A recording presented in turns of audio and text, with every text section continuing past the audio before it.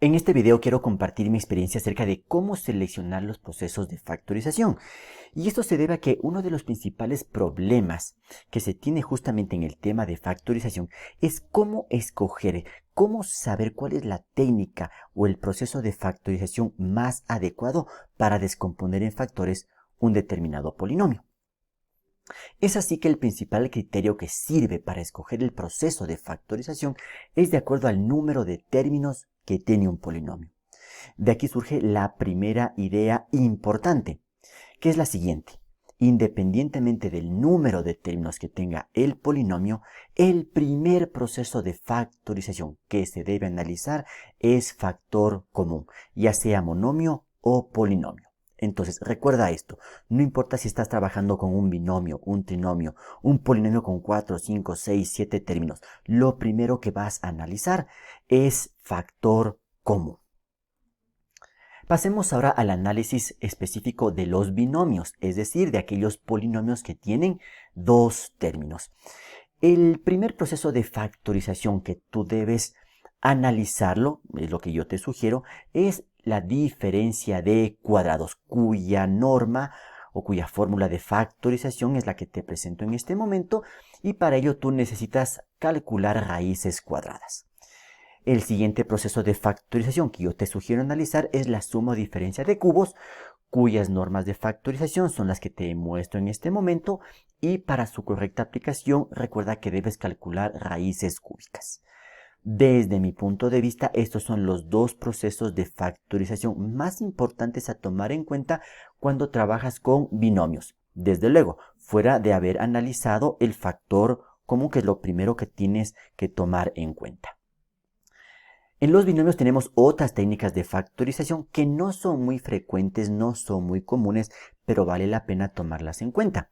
Así tenemos, por ejemplo, la suma o diferencia de potencias con exponente impar. Uno de estos casos tenemos con exponente 5, cuyas fórmulas o cuyas normas de factorización son las que te muestro a continuación. También tenemos la suma o diferencia de potencias con exponente par, y bajo ciertas circunstancias podemos tomar en cuenta el método de evaluación o de Ruffini. Vale la pena mencionar que la suma o diferencia de potencias con exponente impar o con exponente par se puede resolver aplicando simplemente diferencia de cuadrados o suma o diferencia de cubos. Pasemos ahora al análisis de los trinomios, es decir, de aquellos polinomios que tienen tres términos. Recuerda que uno de los aspectos más importantes a tomar en cuenta en los trinomios es que estos polinomios estén ordenados en forma descendente para evitar errores en el análisis. Bueno, en el caso de los trinomios, lo que yo te sugiero es empezar analizando si el trinomio es cuadrado perfecto. Si es que no se cumple estas condiciones, pues lo que deberías analizar a continuación es si el trinomio es de la forma x cuadrado más bx más c, es decir, un trinomio de la forma 1. De no funcionar esta técnica de factorización, la siguiente que yo sugiero es el trinomio de la forma ax cuadrado más bx más c, o lo que se conoce también como el trinomio de la forma 2. Desde mi punto de vista, estos son los tres procesos o técnicas de factorización más importantes que debes tomar en cuenta en el caso de los trinomios, pero no son las únicas. De no funcionar ninguno de estos procesos, se debería tomar en cuenta el caso de los cuadrados perfectos incompletos, o también llamado el trinomio cuadrado perfecto por adición y sustracción. Y si ninguno de estos procesos funciona, se podría tomar en cuenta el método de evaluación o de Ruffini. Estos son entonces los principales procesos de factorización asociados a los trinomios. Y ahora te voy a presentar el análisis de los polinomios con más de tres términos. Lo primero que yo te sugiero analizar es la presencia de un factor común por agrupamiento.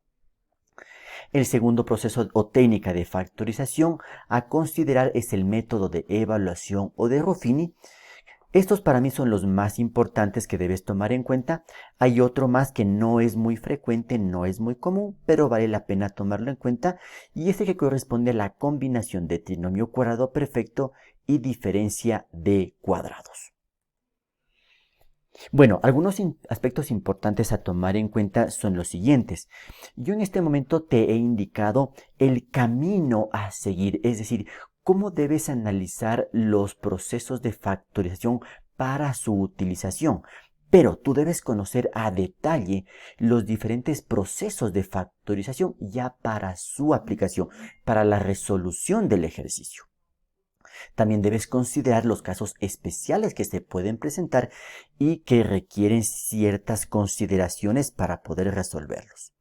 Y también debes tomar en cuenta el conjunto numérico donde se realiza la factorización. Por ejemplo, si trabajas dentro del conjunto de los números racionales, las raíces que aplicas o que calculas en ciertos ejercicios, estas raíces serán exactas. Pero si trabajas en el conjunto de los números reales, pues las raíces también pueden ser inexactas.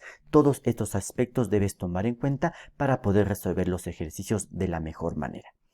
Bueno, espero que esta información te haya sido útil y de antemano agradezco mucho la atención brindada. Hasta la próxima.